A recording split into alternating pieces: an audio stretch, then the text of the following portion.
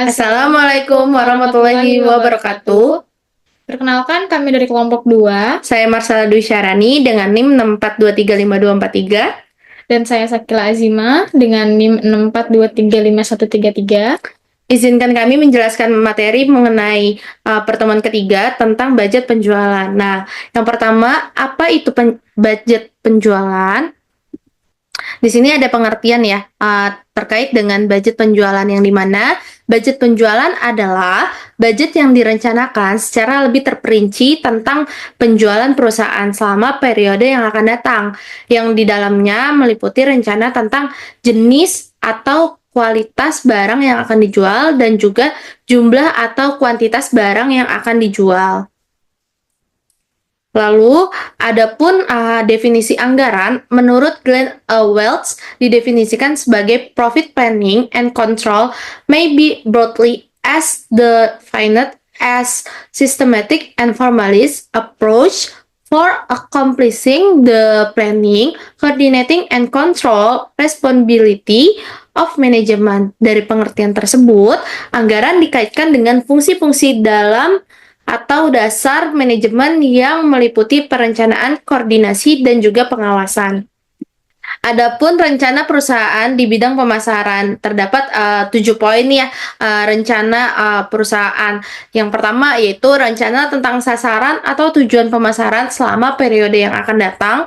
Lalu juga ada rencana tentang organisasi penjualan, lalu juga ada rencana tentang saluran distribusi, lalu juga ada rencana tentang biaya distribusi, lalu juga ada tentang rencana media-media promosi yang akan dipergunakan, lalu juga ada rencana tentang biaya promosi, lalu juga ada rencana tentang pengembangan produk selama periode yang akan datang, dan sebagainya. Lalu, budget penjualan juga ada kegunaannya. Apa sih? Di sini saya berikan tiga kegunaan dari budget penjualan. Yang pertama itu sebagai pedoman kerja, lalu yang kedua sebagai alat pengkoordinasian kerja, lalu juga ada sebagai alat pengawasan kerja yang membantu manajemen dalam memimpin jalannya perusahaan. Seperti itu. Lalu juga anggaran memiliki fungsi, itu yang pertama mengurangi ketidakpastian di masa depan, lalu juga memasukkan pertimbangan atau keputusan manajemen dalam proses perencanaan. Yang ketiga, memberikan informasi dalam profit planning control, lalu juga untuk mempermudah pengendalian penjualan. Lalu di sini ada hal-hal yang perlu diperhatikan dalam menyusun anggaran penjualan. Ada beberapa poin perinciannya, yaitu yang pertama rincian jumlah dan jenis produk perusahaan. Yang kedua rincian daerah pemasaran. Yang ketiga diskriminasi harga. Yang keempat potongan harga. Lalu yang kelima pada umumnya anggaran penjualan ini disusun untuk satu periode atau 1 tahun. Lalu di sini ada 2 faktor yang mempengaruhi penyusunan budget penjualan.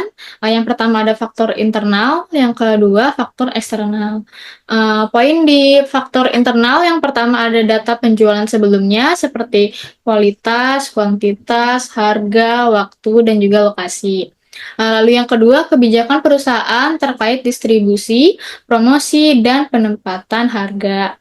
Lalu yang ketiga ada kapasitas produksi dan potensi pengembangannya. Lalu poin keempat, ketersediaan dan kualitas tenaga kerja serta pengembangannya. Poin terakhir ada fasilitas perusahaan dan kemungkinan ekspansinya. Lalu di poin kedua yang faktor eksternalnya, persaingan pasar dan posisi perusahaan. Yang keduanya, pertumbuhan penduduk dan tingkat penghasilan masyarakat.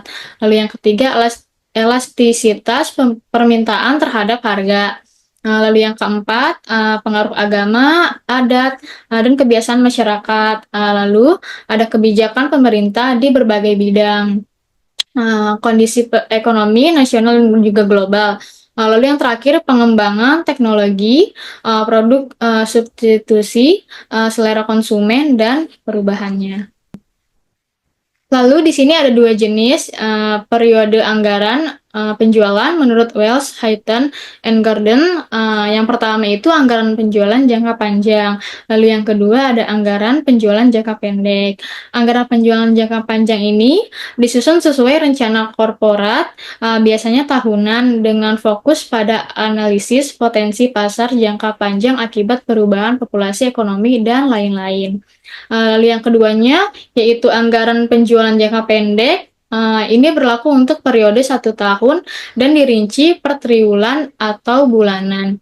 Disusun berdasarkan wilayah tanggung jawab untuk memudahkan perencanaan dan pengembalian. Adapun cara-cara melakukan penaksiran, yang dimana cara-cara melakukan penaksiran dalam penyusunan budget penjualan itu diperlukan penaksiran jumlah produk yang dapat dijual dan harga jualnya berdasarkan jenis produk, waktu, dan juga lokasi penjualan. Penaksiran ini dibagi menjadi dua jenis. Yang pertama itu ada kualitatif, yang kedua itu ada kuantitatif. Nah, apa sih penaksiran kualitatif dan penaksiran kuantitatif? Penafsiran yang bersifat kualitatif yaitu mengandalkan pendapat individu, namun cenderung subjektif sehingga hasilnya kurang akurat. Metode ini meliputi beberapa pendapat. Yang pertama pendapat pimpinan pemasaran, yang kedua pendapat petugas penjualan, lalu yang ketiga pendapat lembaga penyalur, yang keempat pendapat konsumen, dan yang terakhir ada pendapat para ahli atau konsultan. Nah, kalau tadi penaksiran yang bersifat kualitatif, berikut adalah penaksiran yang bersifat kuantitatif. Penaksiran kuantitatif didasarkan pada historis yang biasanya terdiri dari satu variabel. Metode yang digunakan antara lain yang pertama metode tren bebas, lalu juga metode tren setengah rata-rata, lalu juga ada metode tren momen, lalu juga ada metode tren least square, lalu juga ada metode kuadratik atau bisa disebut juga dengan parabola. Di sini ada bentuk budget penjualan. Bentuk budget penjualan itu tidak memiliki standar baku, sehingga tiap perusahaan bebas menentukan formatnya sesuai kondisi masing-masing. Namun, budget tersebut harus mencakup rencana atau jenis barang, harga, waktu, dan juga lokasi penjualan. Nah, berikut adalah contoh anggaran penjualan yang dimana di sini contohnya adalah anggaran penjualan sepatu Joss dan Bros pada tahun 2012. Nah, di sini untuk bulannya terdapat pada Januari, Februari, dan Maret ya, yang dimana di sini ada dari Pulau Jawa dan juga Pulau Bali. Untuk Jossnya sendiri, pada bulan Januari disiapkan sebanyak 2.000 unit dengan harga jual satuannya adalah 325, yang dimana jika kita kalikan antara unit dan harga, maka kita mendapatkan jumlahnya itu 650.000 pada bulan Januari. Nah, untuk Pulau Bali, kita menyiapkannya sebanyak 3.000 unit dengan harganya kita jual 350, yang dimana jika kita kalikan antara unit dan harga, maka kita mendapatkan jumlah totalnya adalah 1.050.000 untuk Pulau Balinya.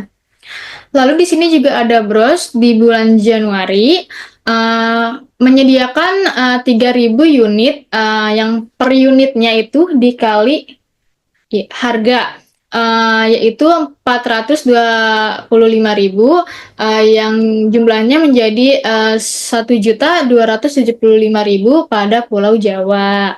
Lalu ada di Pulau Bali, bulan Januarinya itu menyediakan 4.000 unit yang per unitnya dikali harga 450 yang menjadi 1.800.000 di Pulau Bali. Sehingga total keseluruhan antara Joss dan Bros pada bulan Januari mendapatkan hasil 4.775.000. Lalu untuk bulan Februarinya kita mendapatkan kenaikan unit nih atau menyediakan kenaikan unit yang dimana sebelumnya adalah 2.000 unit, maka pada bulan Februari kita menyediakannya 2.200 unit. Yang dimana jika dikalikan dengan satuan harga sama seperti bulan Januari adalah 325, maka total yang kita dapatkan adalah 715.000. Itu untuk Pulau Jawanya. Namun untuk Pulau Balinya juga sama. ada kenaikan unit atau penyediaan unit. Yang sebelumnya 3.000 di bulan Februari naik menjadi 3.400 dengan harga jualnya adalah 350, maka 3.400 ini dikalikan 350 mendapatkan hasil 1.190.000. Itu untuk bulan Februari di Pulau Bali. Lalu ada Bros, di bulan Februari di Pulau Jawa itu sama naik juga. Jadi unitnya itu dari yang 3.000 menjadi 3.300. Yang berarti 3.300 itu dikali dengan harga 425 dengan jumlah menjadi 1.402.500 pada Pulau Jawa.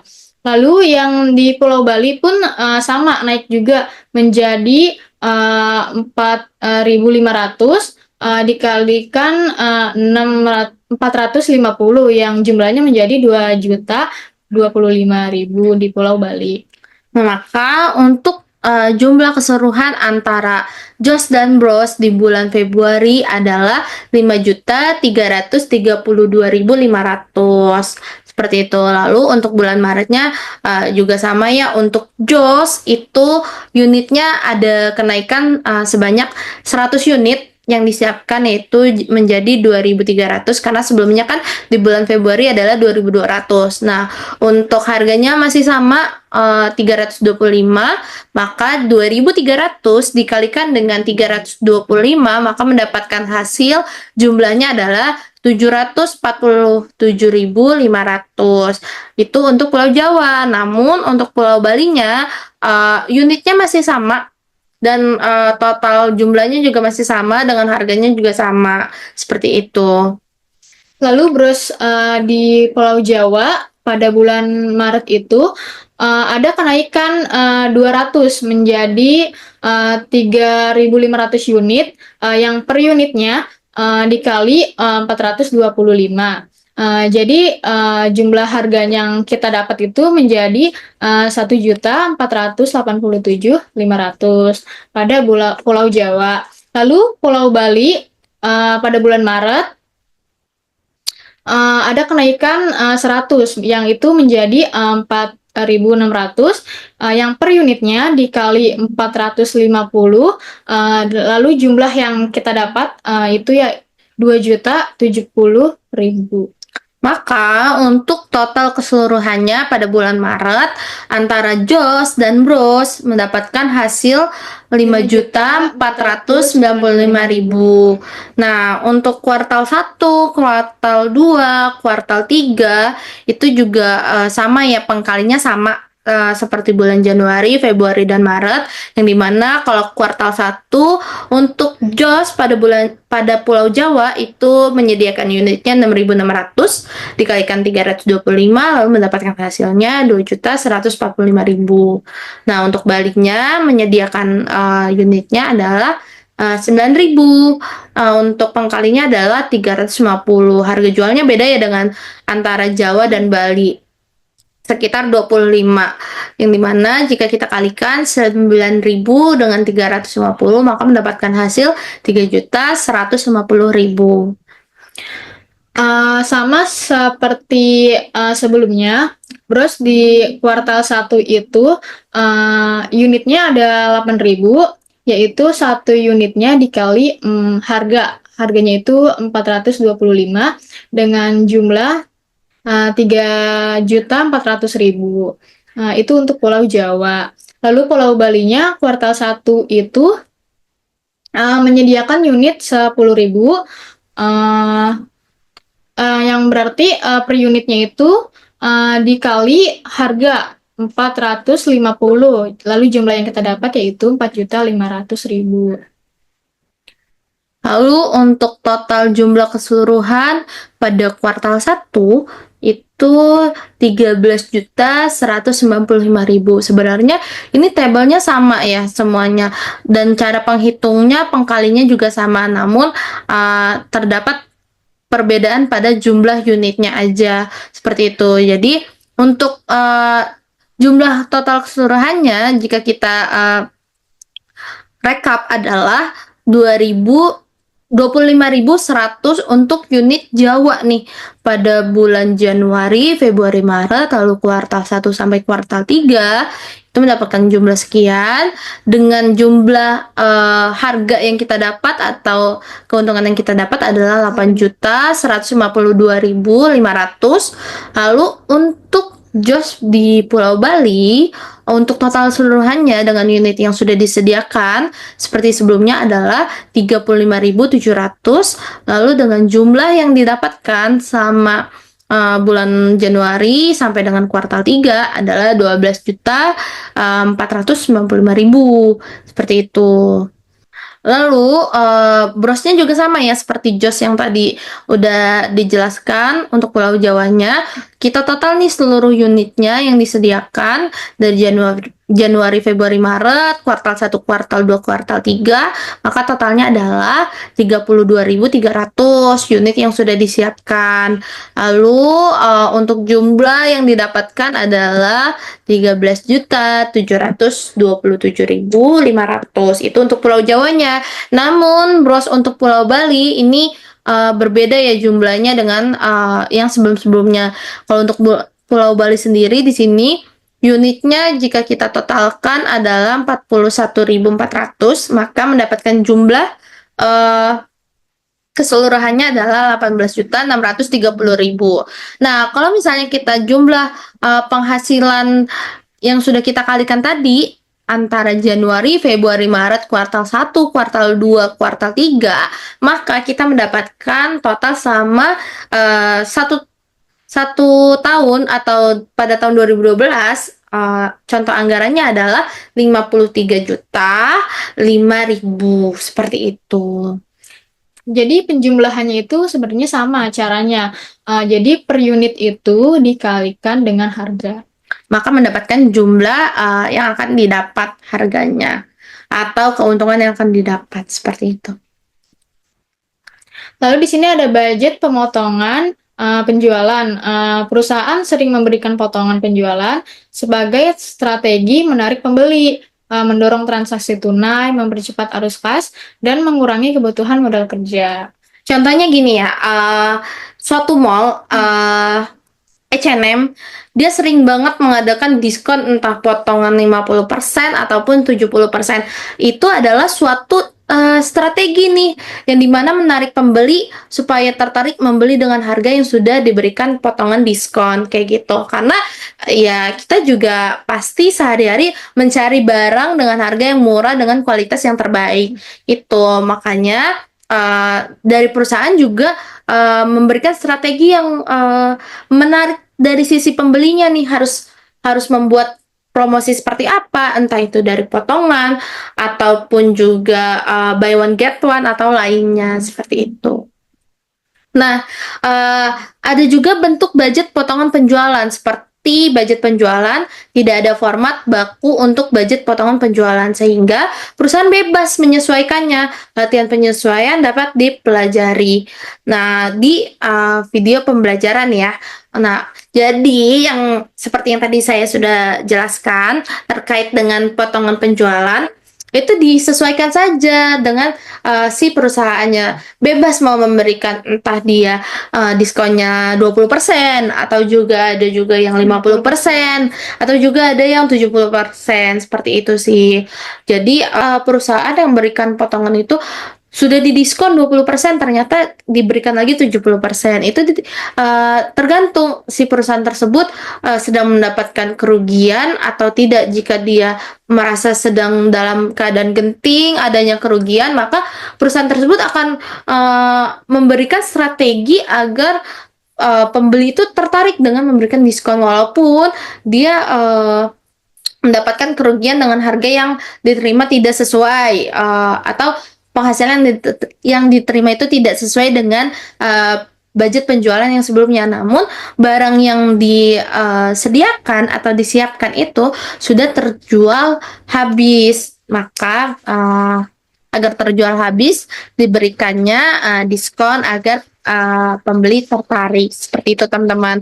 Maka dari itu buat teman-teman yang mau menjual atau membuka suatu usaha penjual belian, baik itu barang ataupun makanan, harus dibuat budget penjualannya terlebih dahulu. Jadi bisa tahu antara keuntungan, kerugian, modalnya berapa, seperti itu. Jadi jangan hanya sembarangan menjual.